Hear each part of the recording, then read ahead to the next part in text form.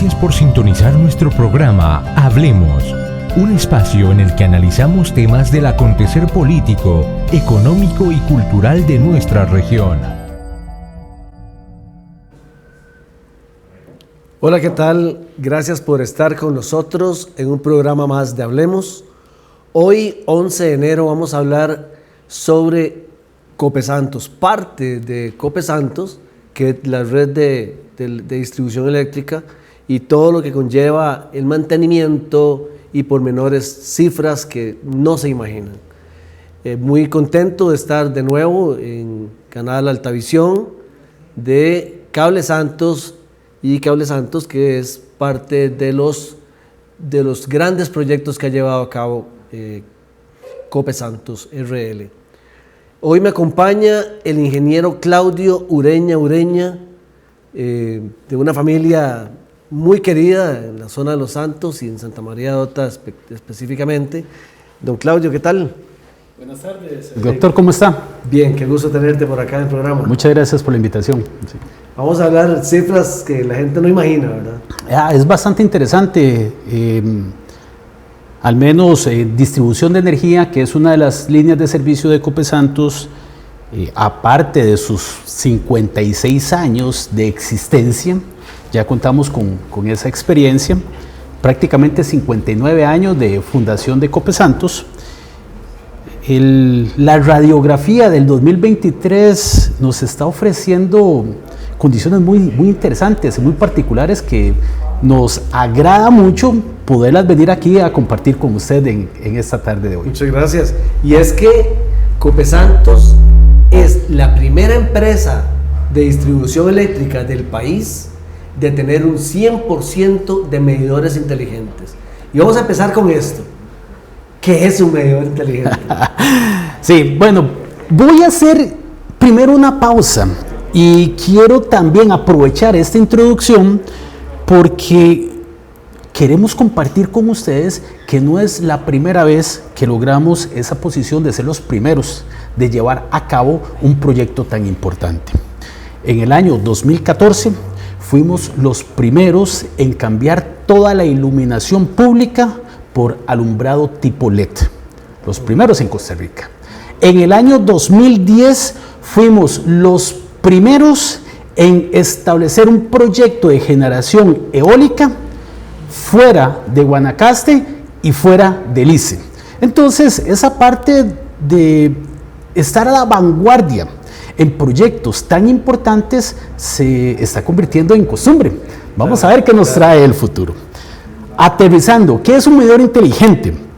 El medidor inteligente es aquel dispositivo contador de energía capaz de registrar, medir una serie de variables, no solamente eléctricas, sino físicas.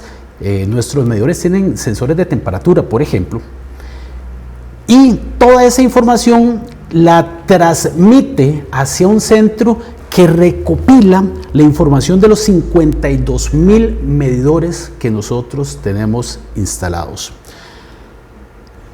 Voltajes, corrientes, potencia, energía, conexión y desconexión remota, que ahorita vamos a hablar un poquitito sobre ese tema. Incluso, temperatura que hablamos, remoción. El medidor nos avisa cuando es retirado. Y nosotros, evidentemente, nuestros compañeros pues tienen que avisar a la parte administrativa que vamos a retirar un medidor, porque de lo contrario se activa una alarma de posible ilícito de energía. Entonces nosotros los estamos detectando. Esa capacidad de comunicación en ambos sentidos es lo que convierte al medidor en inteligente y todo el beneficio asociado de ese tipo de comunicación en ambos sentidos. ¿Por qué ambos sentidos? Porque el medidor nos manda información a nosotros y nosotros podemos interactuar abriendo o cerrando el medidor de acuerdo a las necesidades de Copesantos. Ok, y muy interesante. Bueno, primero invitarlos a que estén pendientes de los programas que siguen en Hablemos.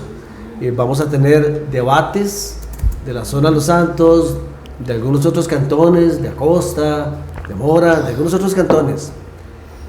Y también de hoy en 8, el primer debate que va a haber es el de la zona de Los Santos.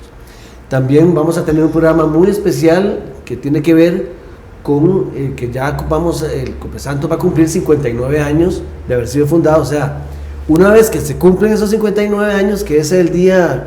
17 de enero. 17 de enero, ya el 18 de enero sería el 18 de enero número 60 que el Copesantos tiene de haberse fundado. Correcto. Y ahí vamos a ir sumando días hasta que nuevamente se cumplen 365 días el año entrante, en el 2025, que sería ya el 60 aniversario.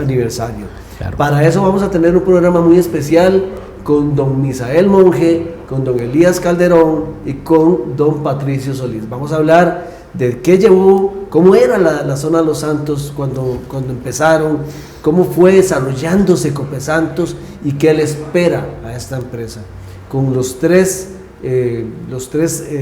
caballeros que han estado a cargo de la gerencia general de esta gran cooperativa. Claudio, algo muy importante que estábamos hablando a la hora, muy interesante. ¿Cómo se comunican esos medidores inteligentes con la empresa? Sí, correcto. Vamos a ver. Hay dos formas básicas en las cuales a nosotros nos llega la información. Lo primero es que se establece técnicamente lo que se conoce como una red mesh. ¿Qué es una red mesh? La habilidad que tienen los medidores de comunicarse entre ellos.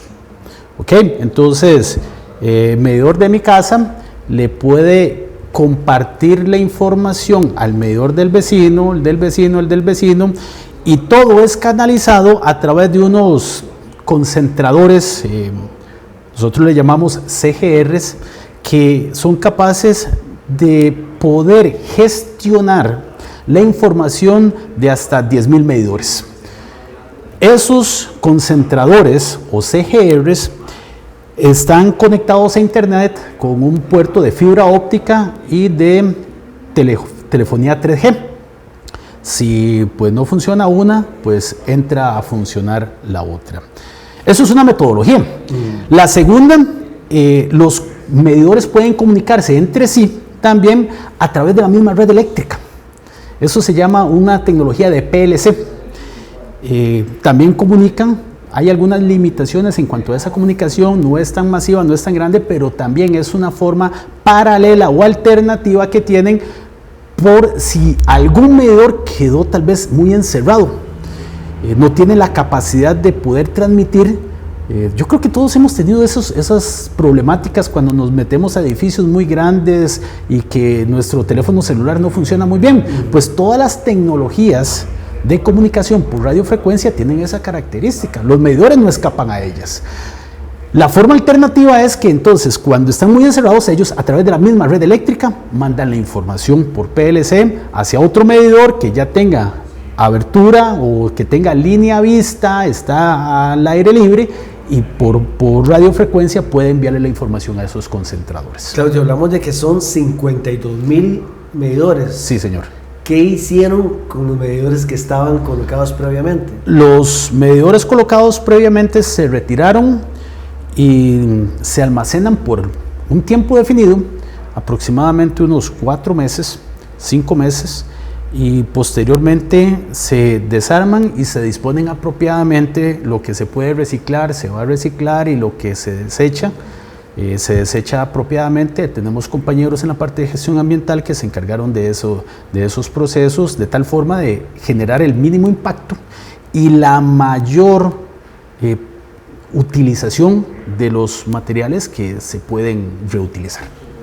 Otra pregunta, entonces, ahora ustedes tienen la capacidad, o sea, Copesantos tiene la capacidad de ver la medición, o sea, tomar la medición a control remoto, o sea, remotamente, no a control remoto, remotamente.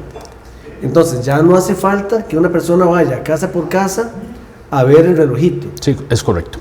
Entonces, ¿será posible que algunas familias puedan recolocar el medidor en la parte interna de la propiedad para evitar vandalismo y evitar robo de breakers? ¿O eso puede afectar la comunicación entre los medidores? Podría afectar si se coloca en lugares cerrados. No obstante, si se podría colocar dentro de la propiedad, pero en algún punto donde no se encierre el medidor como tal. Y de esa forma proteger un poco lo que es el vandalismo por breakers que hemos sido tan expuestos. Ahora sí, claro, esos cambios, si es importante, no estarían siendo asumidos económicamente por la cooperativa.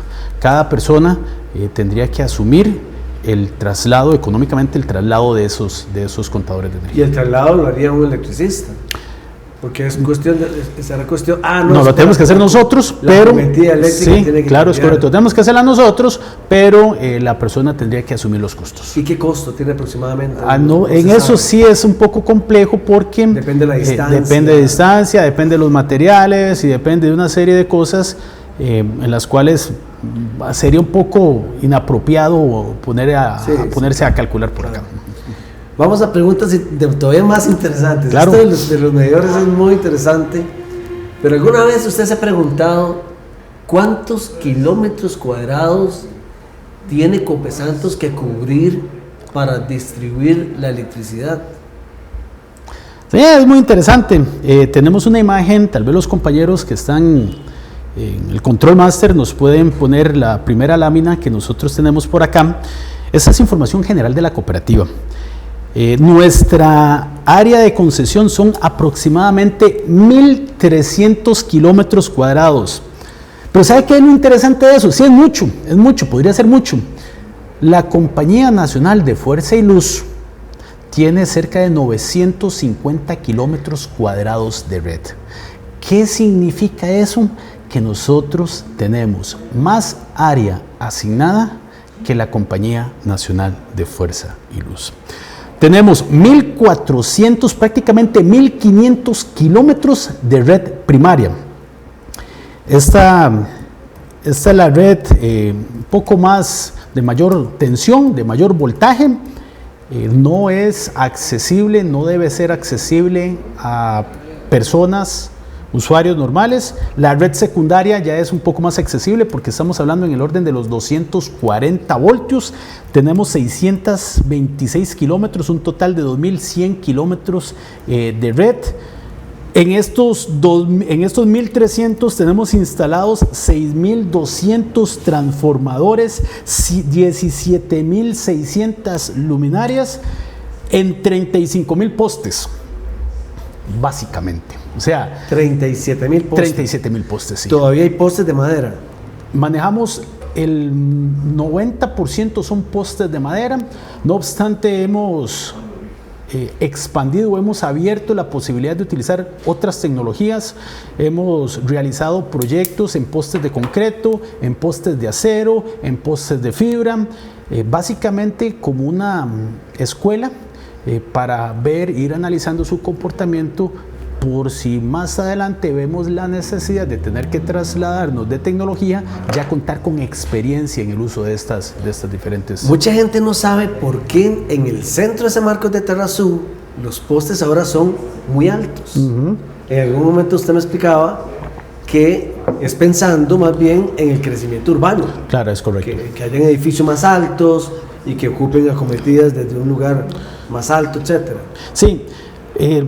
San Marcos tiene características muy particulares en su geografía. Las calles son un poco estrechas, las aceras son un poco estrechas y comercialmente está creciendo, por lo tanto está alcanzando un segundo nivel, incluso hasta un tercer nivel, en algunos casos de edificios.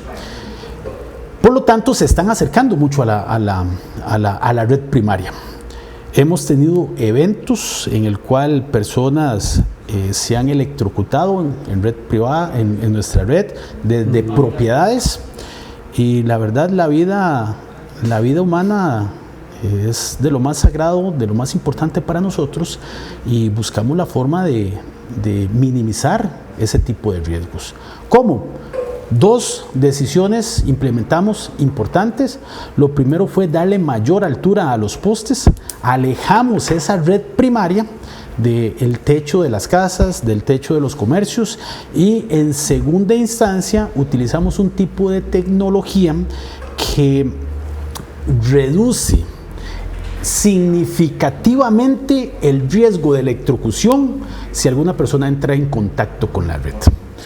Es una línea compacta, la característica que tiene es un forro de un epóxico, un tipo de plástico especial con características aislantes, características dieléctricas interesantes que reducen ese campo eléctrico, esa posibilidad de electrocución. Fábrica dice que se puede tocar con la mano. Yo no me arriesgo, o sea, yo no le recomiendo a nadie que lo haga, ¿verdad? Eso en el cable primario. En el primario. O sea, ya no habrían arcos. No. Wow, qué Sí. interesante eso. Sí. Es mínimo. No es que no haya arcos, es que es menor al, por ejemplo, los que jugábamos con baterías cuadradas. Yo no sé si usted de niño que se lo pegaba uno en la lengua y sentía un jaloncito. Sí, claro. Es más o menos igual a eso. No te va a matar. Yo no lo recomiendo. No lo haga, ¿verdad? Mantengamos el principio de seguridad ante todo, pero fábrica nos garantiza que eso no es fulminante. Y eso va a ser, o sea, van a cambiar todo, o sea, en toda la red van a ir cambiando. Económicamente es una tecnología bastante cara. Nos gustaría en el corto plazo hacer inversiones para cambiar toda la red, sin embargo es restrictivo, claro. No es posible. Estamos cambiando donde haya más, o vamos a cambiar donde haya más riesgo con el ser humano o con la fauna. Claro. Porque también no solamente protegería al ser humano, sino también protegería a la fauna. Nosotros también tenemos algunas pérdidas de fauna por electrocución, algunas salidas de nuestros circuitos eléctricos por electrocución, y estamos también apoyando y de la mano con la naturaleza. Nos interesa la conservación ambiental, es parte del ADN de la cooperativa, y implementamos este tipo de tecnologías donde es posible para reducir ese impacto.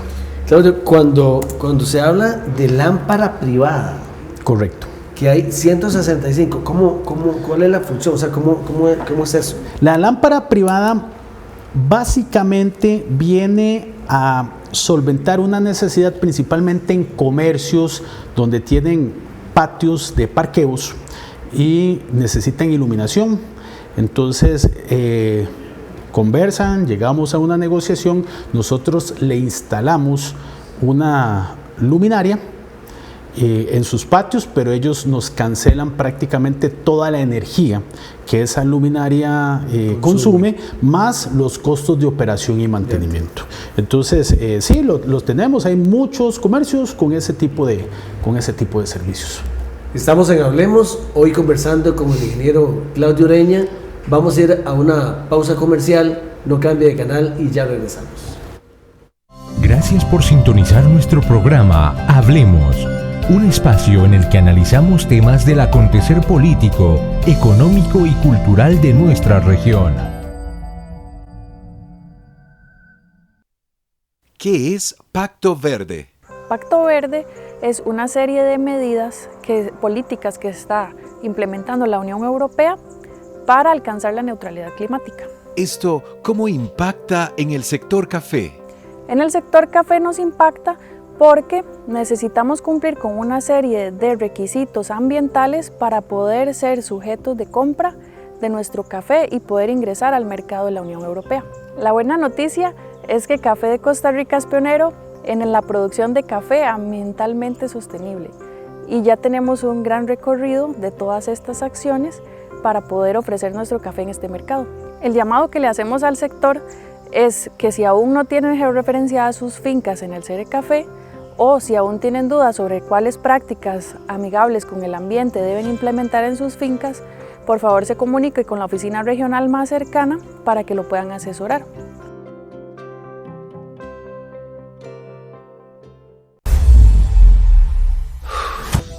Más de 40.000 personas estudiantes, 19.681 con beca en el 2023, 31.000 personas en cursos libres y talleres, 15.501 títulos entregados a mujeres en los últimos 5 años, cobertura Todo esto sucede porque la UNED existe. Matrícula virtual del 15 al 20 de enero en uned.ac.cr. Gracias por sintonizar nuestro programa Hablemos, un espacio en el que analizamos temas del acontecer político, económico y cultural de nuestra región. Bien, continuamos acá en Hablemos, un programa este es el 10º año en formato digital.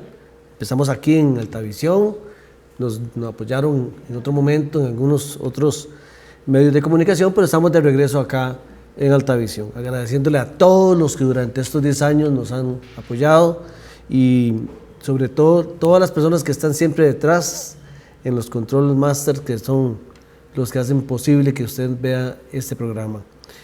Cuando tenemos invitados que vienen de San José y que se van a hospedar por acá, el restaurante Tachito Exclusivo es el que se encarga de patrocinarnos la cena de estos invitados. Este es un restaurante con variedad en carnes y mariscos, es de los restaurantes con más tradición en la zona de Los Santos, está abierto desde 1983. Tachitos está ubicado 600 metros al noroeste de la escuela León Cortés Castro, en lo que se llama la calle del Valar. El horario es todos los días, de 11:45 am a las 10:15 pm. Teléfono para comunicarse con Osvaldo y con toda esa gente bonita que trabaja ahí, 2546-6054. 2546-6054. Ahí pueden hacer reservaciones para ir a comer bien rico. Bien rico, has comido ahí, ¿verdad? Sí, claro, es muy bueno, muy bueno. 100% recomendado, por supuesto. Claudia, estamos hablando ahora sobre datos generales de la red eléctrica. Ok, el promedio de consumo por cada abonado es el más bajo en el país, lo cual hace que la cooperativa sea la que le cuesta más hacer ingresos en todo el país. Correcto. Pero es la cooperativa que tiene más riesgo por vientos, por lluvias, por deslizamientos. Una de las que más riesgo tiene de que hayan daños en la distribución. Claro. Puña, eso es un reto bastante grande para la empresa. Por supuesto, por supuesto. Sin duda, nuestro consumo promedio está en 144 kilovatios hora al mes. El nacional es más de 200, anda alrededor de los 230 kilovatios hora al mes. Eso implica que, por supuesto, estamos en una zona rural y por supuesto implica que la captación de recursos económicos que nosotros tenemos en términos generales es más baja que en otras organizaciones. Unido, como usted bien lo menciona, a las condiciones, sí, claro, hermosas de nuestra región, por su naturaleza, por su ruralidad, esa belleza escénica que nosotros tenemos, claro, es muy atractiva, sin embargo, dificulta nuestra gestión. Tenemos condiciones topográficas altamente quebradas, tenemos condiciones de suelos que no son duros, son muy fáciles de lavarse, de generar deslizamientos, y eso afecta significativamente la gestión de nosotros, aparte de viento, fauna, flora, descargas atmosféricas, que cuesta significativamente hacer planes de gestión para poder reducir esos impactos en nuestra red. El viento es la principal causa. Es la principal causa de salidas. Le sigue la lluvia, la tormenta eléctrica. Correcto. Y la colisión de vehículos. Que en realidad un 3%, o sea, hubo 102. Esto es de un solo año. Eso es el año 2023. Bueno, 102 choques de carros contra postes, la verdad es que es bastante. En los 32,000. En los 32.000 postes tuvimos 102 eventos de colisiones. También hay un problema ahí. Y eso tiene que ver mucho con la topografía de la zona también. Por supuesto. Mucha curva, mucha cuesta, calles angostas. Hace cuestión de 2 meses, en noviembre, principios de diciembre, prácticamente en la Interamericana tuvimos 2 días seguidos, 2 colisiones de vehículos. Uno de ellos fue incluso de gas, un camión que transportaba gas, que cerró la Interamericana. Y como era gas, el cuerpo de bomberos ¿Y hubo fuga? No hubo fuga. Pero el cuerpo de bomberos no nos permitía a nosotros trabajar hasta que no retiraran el camión. Y es entendible. Sí, por supuesto. Es entendible. No obstante, la mayoría de los abonados que se podían ver afectados en eso lo desconocían. Y esa afectación duró aproximadamente 4 o 5 horas, mientras podían retirar el camión. Se requería llamar a tránsito, grúas, y después de que liberaron ellos, revisión de bomberos, ahora sí ya pueden entrar a trabajar. Eso es interesante. Eso es una pimientita adicional que se le pone a nuestra gestión por acá. Claro. Sí, claro. Sí, es que han habido grandes. Recuerdo hace muchos años, por el estadio Saprissa hubo un vuelco de un camión con gas propano, pero sí hubo fuga. El conductor se bajó a tratar de detener a los vehículos que venían pasando y hubo un vehículo que no se detuvo. Y con la chispa de las candelas, de las bujías, hizo que explotara. Entonces murieron los del carro que pasó, murió el conductor del vehículo y fue una explosión espantosa. Desde Santo Domingo Heredia se vio en el cielo nocturno, se vio esa explosión. Sí, evidentemente el cuidado o sea, nosotros no cuestionamos eso. Claro. Evidentemente respetamos esa Lo situación. que sí es importante es que la gente, o sea, que nuestros amigos seguidores y televidentes se den cuenta de que no siempre, cuando hay una interrupción, va a haber una restitución del fluido rápida. O sea, que dependiendo de la causa, va a haber que tener paciencia y esperarse 1, 2, 3 horas. Sí, claro. Vamos a ver, nosotros hemos venido diseñando, y tal vez hay una lámina por ahí que los compañeros me pueden compartir. Es la lámina número 6. Quisiera que los compañeros muestren la lámina número 6, que dice condición normal.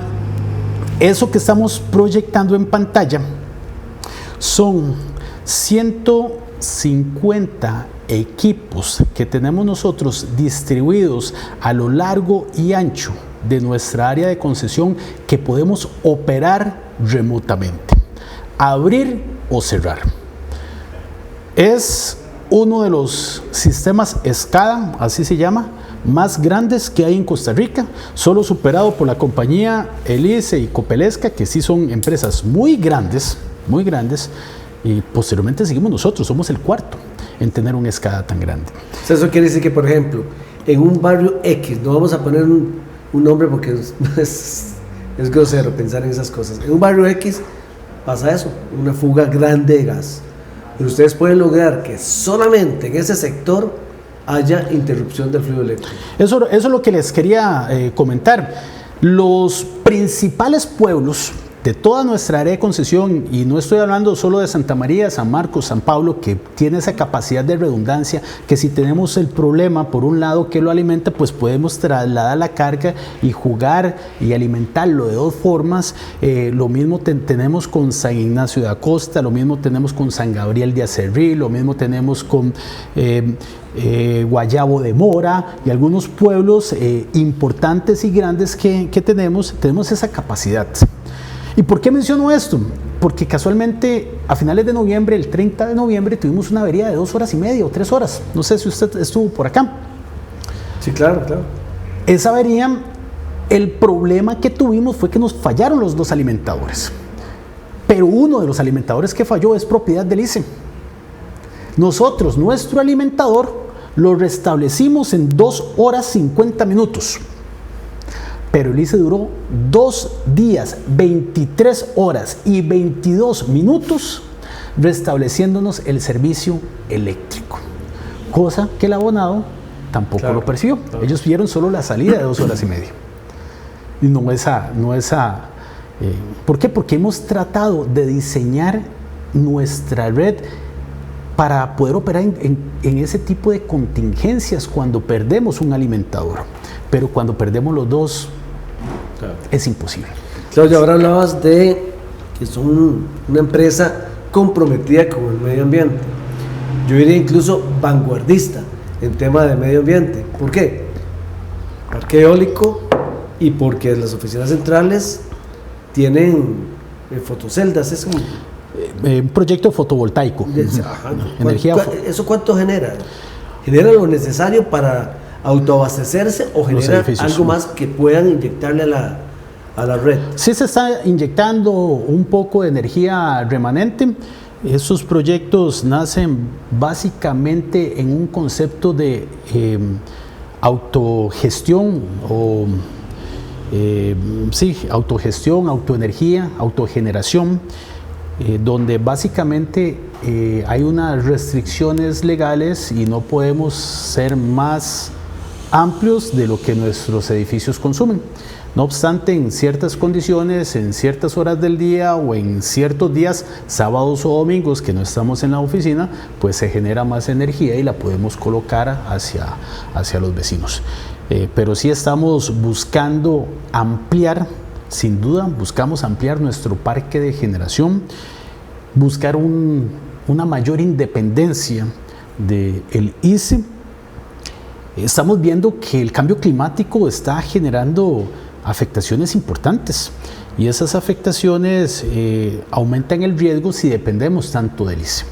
Las tarifas van a subir y bajar conforme el ICE aumenta o disminuye, pero si nosotros tenemos un mayor componente de generación propia, nos podemos ir aislando de esa variación que el ICE tiene. ¿Y la hidroeléctrica tienen algún proyecto? Tenemos proyectos en conjunto con las cooperativas de Coneléctricas. Casualmente nos alimentamos cerca de un 25 a 30%, un 25% el año pasado.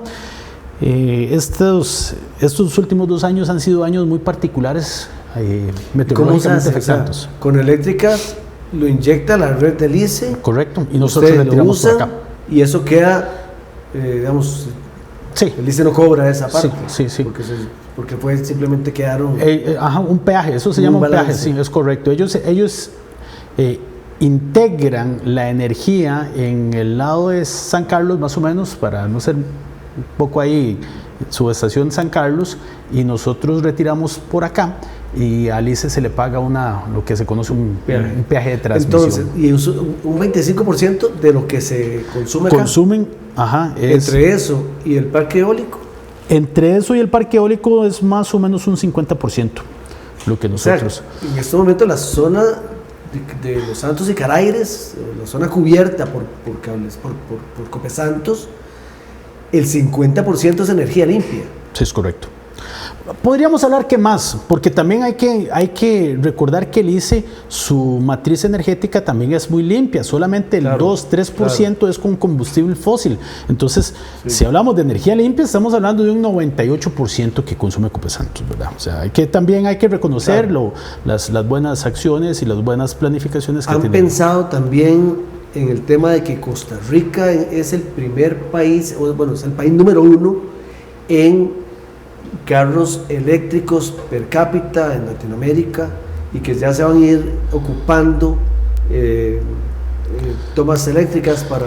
Bueno, ahí también nos tenemos que apoyar en redes inteligentes, porque la gestión operativa de la red con la movilidad eléctrica es un poquitito más de pimienta a lo complejo que puede ser la gestión de una red. Sin duda alguna es uno de los elementos a futuro que nosotros visualizamos. También somos conscientes que nuestra región no no avanza en esa modificación a la misma velocidad que Costa Rica. Vamos un poquitito más retrasados. Es natural. En San José ya usted encuentra, si usted circula por las calles de San José, ya encontrás vehículos eléctricos todos los días y una cantidad interesante. Entiendo que la flotilla ya es cerca de un 10% es eléctrica. Acá en nuestra zona todavía no llega al 1%. Entonces eso nos permite tener un poco más de espacio para hacer un rediseño y algunas consideraciones adicionales para poder integrar movilidad eléctrica ya como un eje operativo de nuestra red de distribución. Claudio Ureña, ¿cuánto tenés de estar en Copesantos? 22 años. Te graduaste hace 22 años y medio, en ese caso. Sí, es correcto. ¿Fue tu primer empleo? Sí. ¿Hiciste la tesis? No, la hice en Copedota. Poniendo unos sensores de secado y de... Es correcto. Sí, yo recuerdo esa tesis, que también fue una tesis muy interesante. Sí, muy interesante. Claro. Casado con nada más y nada menos que Wendy Barbosa, quien también le tengo mucho aprecio, y con 2 hijos preciosos. Sí, bastante grandes ya, sí. Naomi en farmacia. Alondra en farmacia. Alondra en farmacia. ¿Y Damián? Damián está sacando el técnico medio en el Colegio de San Pablo y va un poco más por las tecnologías, y la parte de sistemas, de cómputo sistemas, sí.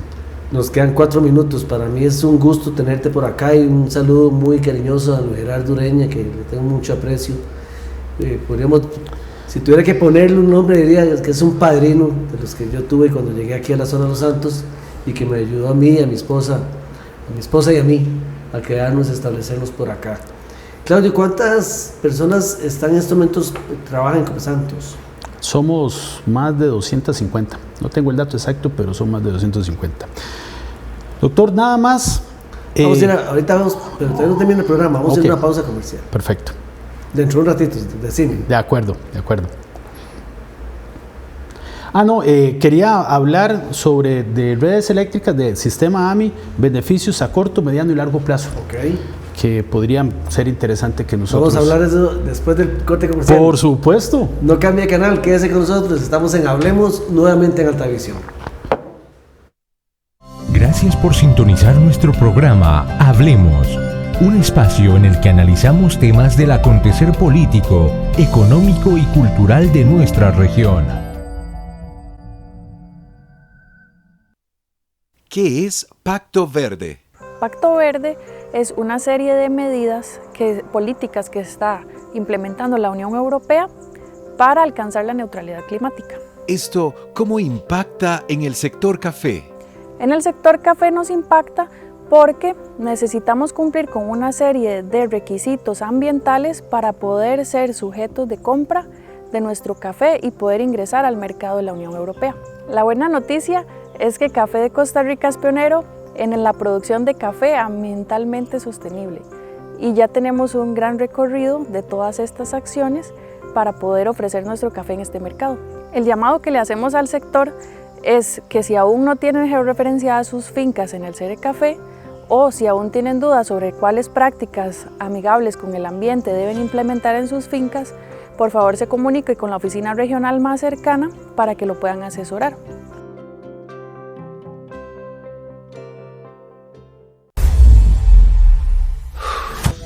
Más de 40.000 personas estudiantes, 19.681 con beca en el 2023, 31.000 personas en cursos libres y talleres, 15.501 títulos entregados a mujeres en los últimos 5 años, cobertura en todo el territorio nacional.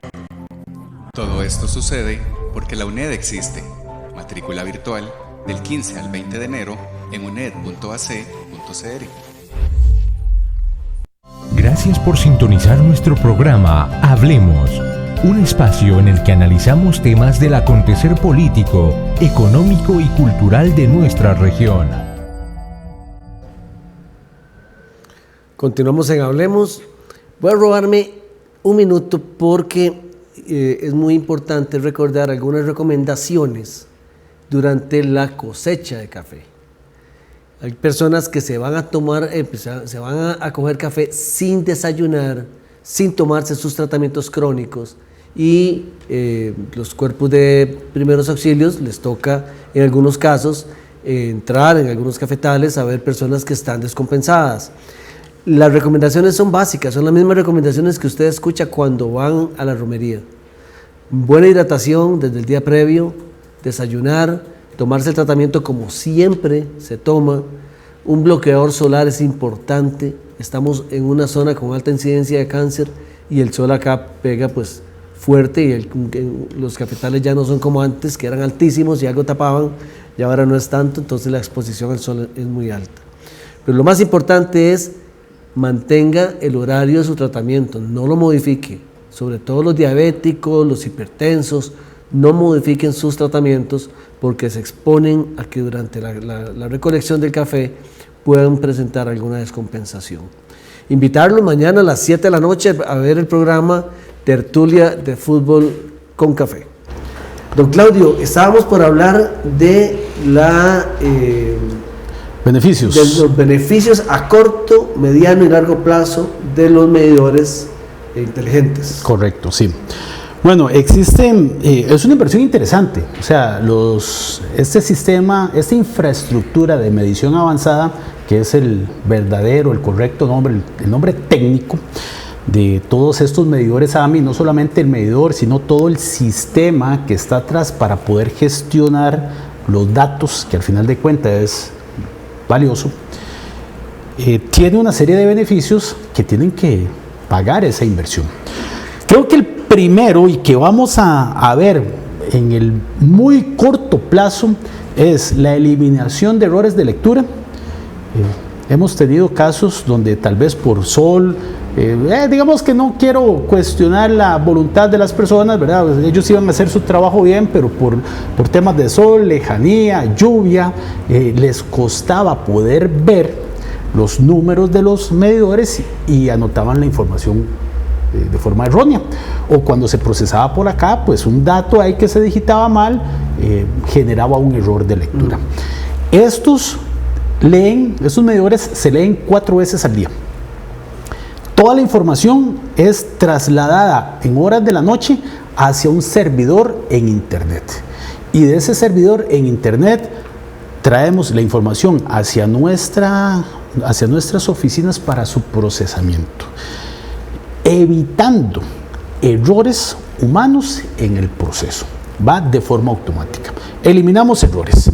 La segunda, algunas veces, principalmente en medidores instalados muy viejos, el acceso era difícil, tal vez el medidor estaba a lo interno de la casa, una propiedad muy larga o muy grande, había un portón con llave que le impedía al lector acceder hasta el medidor para tomar la lectura, o habían animales, perros, o sea, sí. Tuvimos gran cantidad de medidores que no se podían leer porque los perros no lo permitían.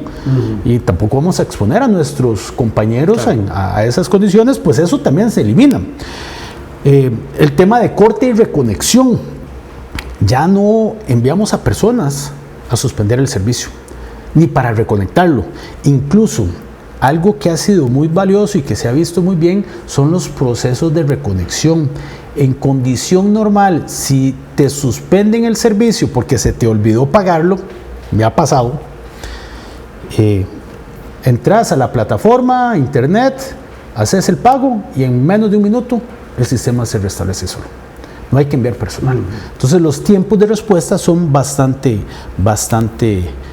cortos. Detección de ilícitos, que estuvimos hablando en bloque anterior.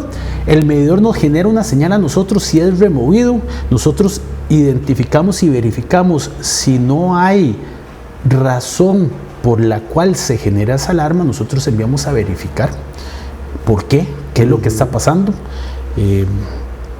Entonces nos acercamos y detectamos antes los ilícitos. También podemos, como tenemos la información prácticamente de la característica del consumo cada 15 minutos de los medidores, podemos detectar si con una alarma de remoción bajó el consumo. sea, eso lo vemos facilísimo.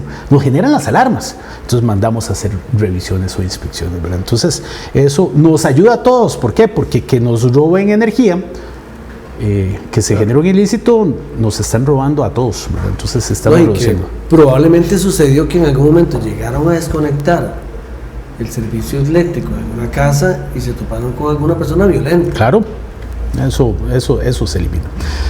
¿Qué otra condición? Las características que el medidor tiene hace que se mejore la precisión. Ok, cuando se mide 1 kilovatio hora es 1 kilovatio hora. Si son 2 kilovatios, 2 kilovatios hora. Antes los medidores, principalmente los electromecánicos, aquellos que tienen unos rolcitos y unos disquitos que giraban, la precisión no era tan correcta. Y entonces también lo que buscamos es que a cada abonado, a cada asociado, se le cobre lo que realmente consume, no un aproximado, ¿verdad? Entonces eso mejora las condiciones para todos. Eso me parece que son beneficios que ya los estamos viendo. Claro. O sea, eso los estamos percibiendo hoy en día. A mediano plazo, bueno, ya entran otras cosas que estamos trabajando, por ejemplo, un perfil de usuario. ¿Cuál es la intención de ese perfil de usuario? Que usted, doctor Jorge Roldán, usted tenga un sitio web en el cual usted pueda ingresar y vea lo que usted consumió el día anterior, que incluso te genere alarmas, que usted se ponga una meta de consumo en su casa. Mira, yo quiero consumir 200 kilovatios hora. ¿Por qué? Porque en ese momento hay un cambio de tarifa. Entonces, ok, mi meta son 200 kilovatios hora. Y el mismo sistema, el mismo perfil te va a ir indicando, mira, si seguís consumiendo en el mes lo que usted está acostumbrado a consumir, no vas a alcanzar esa meta, la vas a superar.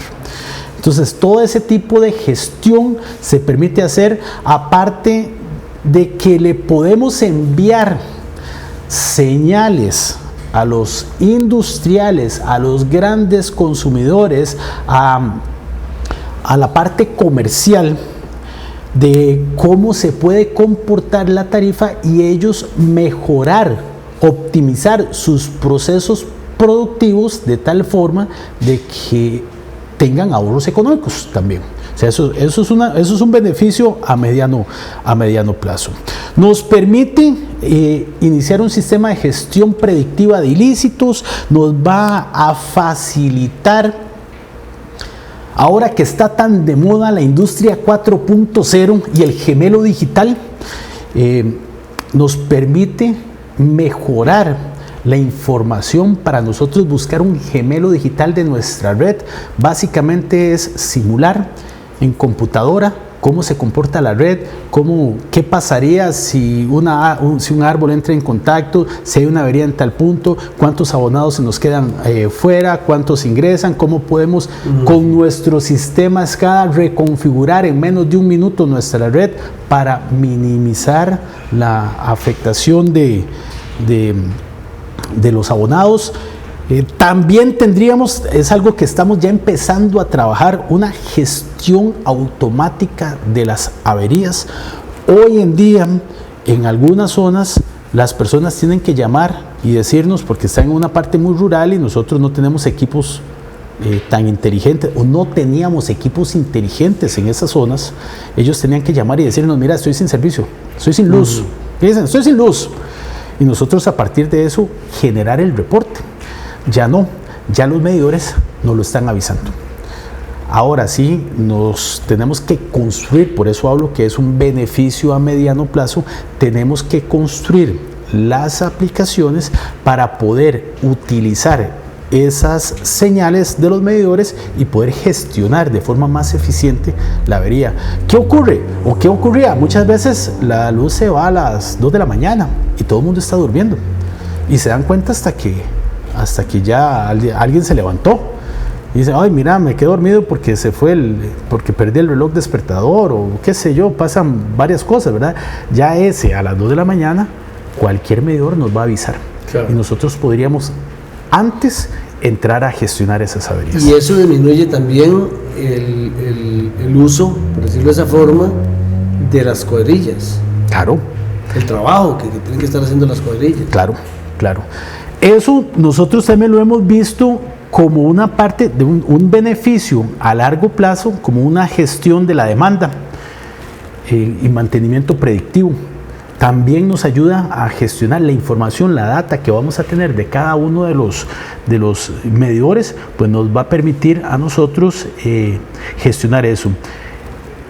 Modificar estructuras tarifarias, generar señales principalmente para clientes comerciales, industriales, con nuevas formas de tarifa, de facturar, de registrar y facturar la energía.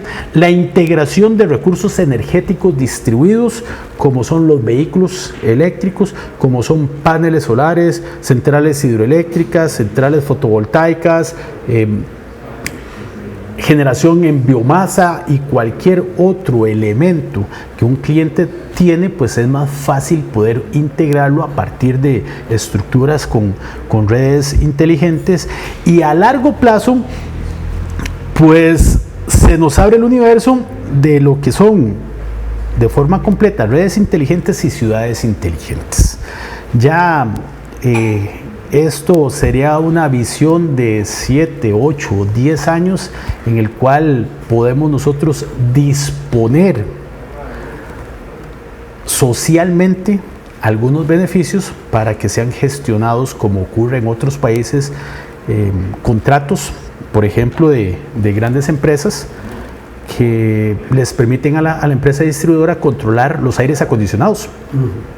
Cuando la energía en ciertas horas se vuelve cara, las empresas distribuidoras controlan los aires acondicionados de los edificios y modifican 1 grado centígrado. El usuario no percibe eso, pero la empresa distribuidora tiene un ahorro importante y que lo comparte con el dueño del edificio. Aparte de otro montón de cosas que la verdad no quiero, digamos, entrar porque a veces parecen cuentos como cuentos de hadas, ¿verdad? O sea, hay investigaciones en ciudades inteligentes que el medidor reconoce, por ejemplo, cuando usted usa tu refrigeradora y empieza a identificar la curva de consumo de la refrigeradora y nota cuando la refrigeradora empieza a perder eficiencia, y entonces te puede enviar un correo diciendo: mira, ya perdiste un 7% de eficiencia en tu refrigeradora, te recomiendo que en el término de 6 meses la cambies. Y eso existe ya, eso se ha dado en otras partes del mundo, ¿verdad? Y solo es posible mediante el uso de este tipo de tecnologías. Claro, y cuando cambiaron las luminarias también, la misma empresa empezó a tener un ahorro en ese sentido. Sí, claro, es correcto. Las luminarias que nosotros instalamos en el año 2014 representó un ahorro de energía del 50%. Ya hoy en día, incluso esas luminarias, estamos a las puertas de iniciar un segundo cambio, que estamos en ese proceso de definición. ¿Qué queremos? Queremos mantener una luminosidad estándar y generar otro ahorro, o mantenemos un consumo similar pero mejoramos la iluminación. Claro. O incluso podría ser una mezcla de ambas. ¿Por qué? Porque la tecnología LED ha evolucionado significativamente en 10 años, ¿verdad? Antes por watt habían, lo que compramos nosotros, producían 90 lumens. Cada lumens es como una candela, ¿verdad? Entonces, cada watts de energía consumida por la luminaria representaba como 90 candelas. ¿Okay? Hoy en día ya anda arriba de 120 lumens por watt. Entonces, si mantenemos potencia, mejoramos la iluminación. O mantenemos iluminación, pero generamos ahorro. Una pregunta bastante difícil de resolver. Y estos medidores inteligentes, ¿cuál es la vida media? La vida para esos medidores está en 15 años. 15 años. Media. Es correcto. ¿Y de qué país los son fabricados? La tecnología casa matriz es Itron. Itron es una empresa casa matriz en Estados Unidos, no obstante tiene una subsidiaria de Brasil que fue la que nos ofreció a nosotros toda la solución. Y empezó a llegar aquí que en containers. Ah, sí, claro. Fue bastante interesante, el proyecto fue muy complejo porque nosotros iniciamos el proceso de cambio en el año 2019. En ese momento nadie sabía, ni el más pesimista de los analistas de riesgos, que se venía a un coronavirus. Y no solamente el coronavirus, porque también eso tiene su cola en la parte de contenedores, en la crisis de silicio, que tal vez no golpeó tan fuerte, pero en nuestra industria eso generó un impacto negativo y nos demoraron mucho las entregas. Nuevamente, o sea, en estas cosas siempre me gusta hablar de que fue un poquitito más de pimienta que se le puso a la gestión del proyecto. Sin duda alguna fue muy interesante, claro. Se logró siendo pioneros, ¿verdad? Sí, esto es de llamar, o sea, creo que es importante reconocer el esfuerzo que ha hecho Copesantos. Somos los primeros en Costa Rica sin lugar a dudas. Es probable que seamos los primeros en Centroamérica también. Es probable. Todavía no tengo la información de países o de empresas en Guatemala que son muy vanguardistas en este asunto. Una o dos que podría ser que ya hayan experimentado un cambio importante, y a nivel de Latinoamérica también estamos a la vanguardia. Yo creería que no existen más de 8 o 10 empresas que lo hayan hecho. Claudio, un gusto tenerte por acá nuevamente, te lo digo. Felicidades. Muchas gracias. La gestión tuya definitivamente ha impactado, se nota que sos parte de un grupo que ha impactado el manejo de la empresa. De Copesantos sigue siendo una empresa que es orgullo de la zona de Los Santos, claro, y más allá. Muchas gracias. Recuerde, de hoy en 8, 6:30, desde las oficinas centrales de Copesantos, el debate organizado por Copesantos, el debate Copesantos y Hablemos. Vamos a hacer un debate muy agradable, muy bonito, un debate muy respetuoso, y va a hacer que usted pueda terminar de tomar sus decisiones. Un debate informado, con un formato completamente distinto al que usted está acostumbrada a ver. Síganos en redes sociales y estése informando de cómo va a ser ese debate de hoy en 8 días a las 6:30 de la noche. Muchas gracias, nos vemos de hoy en 8. Buenas noches. Gracias por sintonizar nuestro programa Hablemos, un espacio en el que analizamos temas del acontecer político, económico y cultural de nuestra región.